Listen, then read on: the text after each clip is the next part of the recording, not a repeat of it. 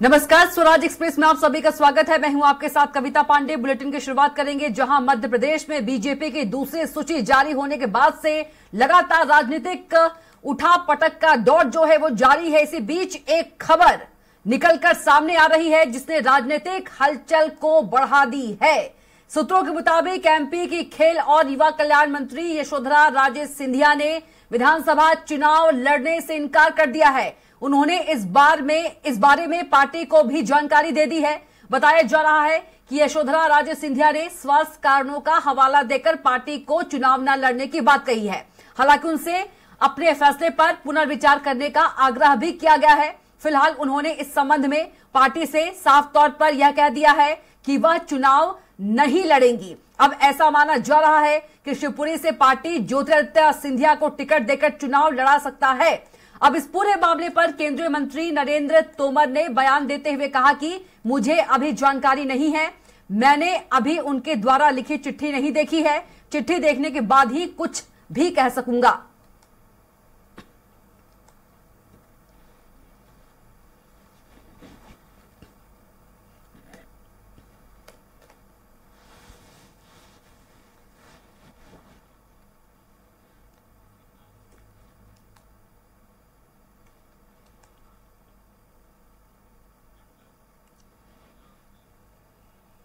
मध्य प्रदेश में राजनीतिक हलचल तेज हो गई है। दरअसल एक खबर निकलकर सामने आ रही है कि बीजेपी की कद्दावर नेता और खेल मंत्री यशोधरा राजे सिंधिया के चुनाव लड़ने से इनकार कर दिया, जिसे लेकर अब नरेंद्र तोमर ने बयान देते हुए कहा कि मुझे इस बारे में जानकारी नहीं है, मैंने अभी उनकी चिट्ठी देखी नहीं है, देखूंगा तभी कुछ कह पाऊंगा। वहीं उन्होंने बीजेपी की युवाओं को टिकट न देने के कांग्रेस के सवाल पर कहा कि कांग्रेस के पास कुछ भी नहीं बचा है, कांग्रेस मुद्दा विहीन हो गई है, कांग्रेस सिर्फ इधर उधर की बातें करती है। चिट्ठी अभी मैंने देखी नहीं है, मैं देखूंगा तभी कुछ कह पाऊंगा। कांग्रेस पर कुछ बचा नहीं है, कांग्रेस मुद्दा विहीन है, इसलिए इधर उधर की बातें करती है। कांग्रेस ये बताए कि 10 साल वो केंद्र की सरकार में रहे तो उन्होंने क्या किया। 2003 से पहले मध्य प्रदेश की सरकार में रहे तो उन्होंने क्या किया। बताने को कुछ है नहीं कि इस पे युवा खत्म हो गए, इस पे फलाना खत्म हो गए।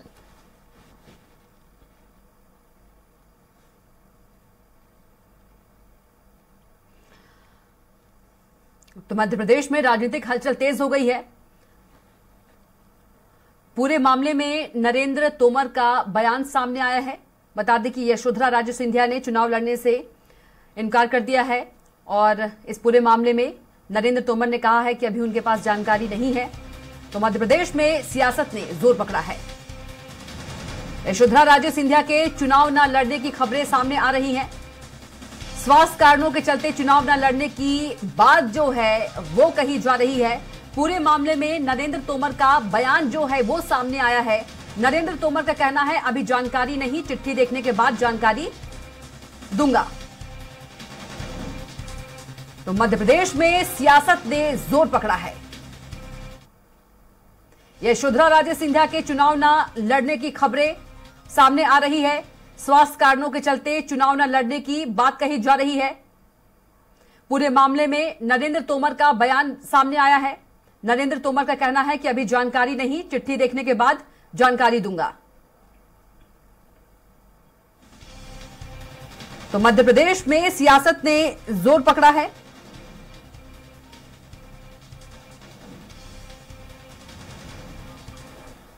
और इसी खबर पर हमारे साथ कांग्रेस प्रवक्ता राम पांडे जी जुड़ गए हैं। राम पांडे जी, चर्चा में बहुत स्वागत है आपका। जी जी, धन्यवाद जी। राम पांडे जी, किस तरह से देखते हैं जो खबरें सामने आ रही है कि यशोधरा राजे सिंधिया है, उन्होंने चुनाव लड़ने से इनकार कर दिया है और इसी पर नरेंद्र तोमर का भी बयान सामने आया है। उन्होंने कहा है कि अभी जानकारी जब मिलेगी तब जानकारी दूंगा। किस तरह से देखते हैं?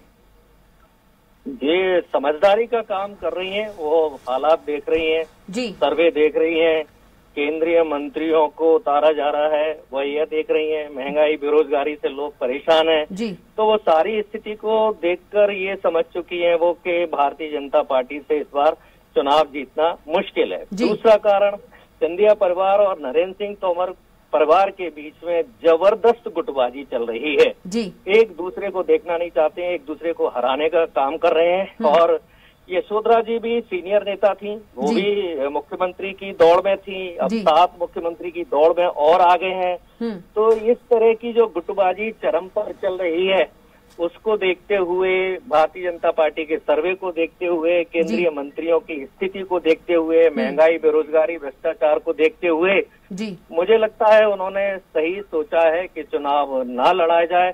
और अभी जितने भी, चाहे हम शिवपुरी की बात करें या मुरैना की बात करें, जहां से यशोधरा जी लड़ती हैं या नरेंद्र सिंह तोमर जी लड़ते हैं, वहां जबरदस्त कांग्रेस के फेवर में माहौल है और जनता भारतीय जनता पार्टी के नेताओं को घर बैठाना चाहती है, भारतीय जनता पार्टी को सबक सिखाना चाहती है। तो उन्होंने समझदारी का परिचय दिया है। जी बिल्कुल, हमारे साथ विकास बोदरिया भी जुड़ गए हैं, बीजेपी के प्रवक्ता हैं। विकास जी, बहुत स्वागत है आपका चर्चा में। जी नमस्ते। जी नमस्ते। विकास जी, क्या कारण माना जाए जिस तरह से यशोधरा राजे सिंधिया जी ने चुनाव लड़ने से इनकार कर दिया है, किस तरह से इसे देखें? देखिए, चुनाव के विषय में यशोधरा राजे सिंधिया जी का जो ट्वीट आया है सामने, उसमें उन्होंने स्वयं लिखा है कि स्वास्थ्य खराब रहता है, कोविड 4 बार उन्हें हुआ है, उनका बॉडी रेजिस्टेंस वगैरह, मतलब स्वास्थ्य की दृष्टि से उन्होंने कहा है कि अब मैं दौड़ भाग में सक्षम नहीं रहूंगी, इसलिए चुनाव नहीं लड़ना चाहती। तो उन्होंने खुद ही कारण बताया है। पार्टी निर्णय लेती है, पार्टी अपने कार्यकर्ताओं को क्या दायित्व में रखना चाहती है, ये पार्टी निर्णय लेती है। इसके बाद भी पार्टी नेता चर्चा करेंगे क्या करना है। विकास जी, कोई पार्टी की ओर से तो दबाव नहीं है शिवपुरी से ज्योतिरादित्य सिंधिया को उतारने के लिए? मेरे पास में ऐसी कोई जानकारी नहीं है कि कोई दबाव है या कोई मोटिवेशनल फोर्स है कि चुनाव नहीं लड़ना है। मेरे पास ऐसी कोई जानकारी नहीं है। और जहां तक मैं राम पांडे जी को सुन रहा था, देखिए, अपनी पार्टी के बारे में जानकारी रखना ज्यादा बेहतर होता है बनिस्बत की दूसरी की पार्टियों के बारे में भ्रम पैदा करने का। अब राम पांडे जी से मैं पूछूंगा अभी कि मान लीजिए दिग्विजय सिंह जी क्यों मना करते हैं कि वो चुनाव नहीं लड़ेंगे, क्यों मना करते हैं कि मेरे सामने आने से मेरे वोट कटते हैं, क्यों मना करते हैं कि मेरे फोटो पोस्टर्स पे ना लगाए जाएं, बैनर्स पे ना लगाए जाएं। खुद ही बोल रहे हैं ना विकास जी, वो तो यही तो कह रहा हूँ कि खुद ही कह रहे हैं। अच्छा, तो क्या बीजेपी पुष्टि करती है विकास जी, क्या बीजेपी पुष्टि करती है कि यशोधरा राजे सिंधिया जी जो है वो चुनाव नहीं लड़ेंगी? नहीं, बिल्कुल नहीं करती। देखिए, ये चुनाव समिति को, शीर्ष हमारे नेताओं को तय करना है कि कौन क्या रोल में रहेगा। यशोधरा जी ने एक अपनी बात रखी है, लेकिन पार्टी फिर भी समझेगी कि चुनाव लड़ाना है तो उन्हें कह सकती है कि नहीं भाई लड़ना चाहिए। और अगर उनकी बात से संतुष्ट हो सकती है, कोई और दायित्व में उन्हें रखना होगा, वो तय कर सकती है। देखिए, पार्टी का वो चयन समिति है, पार्लियामेंट्री बोर्ड है, वो चुनाव टिकट तय करता है, वहां की बात है। और जहां तक देखिए, जो राम पांडे जी का, मैं नेगेटिविटी को पहले खत्म, जी जी, जहां तक राम पांडे साहब हार का डर है और ऐसा वैसा, देखिए, पार्टी की स्थिति आज बहुत अच्छी है। हम लगातार सरकार बना सकने में सक्षम हो रहे हैं। लेकिन विकास जी, यशोधरा राजे सिंधिया जी का एक बहुत बड़ा नाम है। अरे हाँ, है ना, बिल्कुल। और एकदम से चुनाव लड़ने से इनकार कर देना एक हजम नहीं हो पा रहा है। कुछ स्वास्थ्य कारणों से कई बार कई लोगों ने मना किया है। अच्छा, दूसरी बात देखिए, ये तो भारतीय जनता पार्टी वो पार्टी है, जब लगातार हम चुनाव हार रहे थे जनसंघ के वक्त में, या भारतीय जनता पार्टी जब बनी थी उसके पश्चात भी, अरे हम तो चुनाव लड़ते थे अपने संगठन विस्तार के लिए, अपने विचारधारा से लोगों को जोड़ने के लिए, हारने और जीतने के डर से नहीं कभी चुनाव लड़ा। अगर वो मन में होता तो सन 80 में और 80 के पहले ये पार्टी और ये विचारधारा पनप नहीं पाती। तो ये मुझे लगता है कि कांग्रेस, विकास जी, हार जीत की बात नहीं होती तो शायद कांग्रेस से सरकार नहीं गिरती। जी, आप बात कर रहे हैं कि हार जीत के लिए हम चुनाव नहीं लड़ते हैं, अगर ऐसा होता तो कांग्रेस की, अरे अब तो बहुत अच्छी स्थिति हमें मालूम है, अब तो बहुत अच्छी स्थिति हमारी पार्टी की मालूम है। हम दोबारा सरकार बनाने जा रहे हैं। अब हमारे पास में नेता का चेहरा मोदी जी जैसा है, जिसका डंका पूरी दुनिया में बजता है। पार्टी अपने काम लोगों में करके बता पाई है। तो हमारे पास एक अच्छी नीति, एक अच्छी नीयत, एक अच्छा नेता, सब कुछ तो है। फिर हमें क्या संकोच है, क्या संदेह है? ठीक है, राम पांडे जी। जी, इनकी बातें फर्जी हैं। देखिए, इनकी हर कमेटी में, खासकर चुनाव वितरण कमेटी में टिकट किसको दिया जाएगा। उस कमेटी में नरेंद्र सिंह तोमर है, ज्योतिरादित्य सिंधिया है, कैलाश विजयवर्गीय हैं, फग्गन सिंह कुलस्ते हैं, बड़े बड़े राष्ट्रीय स्तर के नेता हैं। उनको पता नहीं रहता है कि किसको टिकट दिया जा रहा है, तो इनकी पार्टी में टिकट का ट्रम्प और बाइडेन बांट रहे हैं। वही जो कमेटी में है ये कह रहे हैं पार्टी डिसाइड करेगी। अरे पार्टी ने तो डिसाइड किया था कि ये लोग टिकट बांटेंगे, और टिकट बांटने वालों को ही नहीं पता कि किसको टिकट मिल रहा है, और वो उनको खुद ही को टिकट मिल रहा है। उनकी विधानसभा में 4 लोग उनको आवेदन दे रहे हैं कि भाई साहब हमें टिकट दिलवा दो, और भाई साहब खुद ही टिकट लेकर बैठ चुके हैं। जहां तक यशोधरा सिंधिया जी की बात है कि कोरोना ये देखिए ज्योतिरादित्य सिंधिया को भी कोरोना हो चुका है। कोरोना तो सबको हो चुका है, ये कोरोना वाला डर नहीं है, ये डरोना वाला है। आप देखिए इन्होंने कहा भारतीय जनता पार्टी, भाई अभी पिछले 20 साल में भारतीय जनता पार्टी के विधायकों ने ज्यादातर इस्तीफा नहीं दिया है, ज्यादातर पार्टी नहीं छोड़ी है। अब ऐसी भगदड़ क्यों मची हुई है? ज्योतिरादित्य सिंधिया जी की तो यशोधरा जी की तो ये गनीमत मानो कि अभी उन्होंने इस्तीफा नहीं दिया, बाकी इनके विधायक, पूर्व विधायक, सांसद इस्तीफा दे रहे हैं और कांग्रेस ज्वाइन कर रहे हैं। तो ये हार का डर ही तो है, इसलिए इनकी पार्टी में भगदड़ मची हुई है। इनकी पार्टी को लोग छोड़कर कांग्रेस में आ रहे हैं। केंद्रीय मंत्रियों को राम जी, अच्छी बात है कि कांग्रेस में बीजेपी के लोग आ रहे हैं।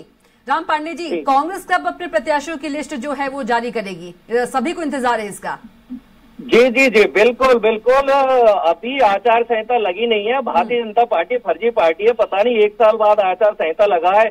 चुनाव आयोग इनकी जेब में बैठा है, ये कल भी घोषणा करवा सकते हैं, 4 साल बाद भी घोषणा करवा सकते हैं, 4 दिन भी करवा। पांडे जी जी पहले आचार संहिता तो लगने दीजिए। अभी आचार संहिता लगी नहीं, अभी चुनाव का पता नहीं है। अब 4 साल पहले थोड़ी टिकट डिक्लेयर किए जाते हैं, टिकट डिक्लेयर किए जाते हैं आचार संहिता के बाद। पहले आचार संहिता लगाने दो, हमें पता है किसको टिकट देना है, हमें पता है किसको लड़ना है, सारी तैयारियां हो चुकी है। और हमारे जो लोग चुनाव लड़ रहे हैं वो क्षेत्र में सक्रिय है, क्षेत्र में काम कर रहे हैं। ऐसा तो नहीं कि कांग्रेस जो है बीजेपी के प्रत्याशियों को देखकर वो कांग्रेस की लिस्ट जारी करेगी?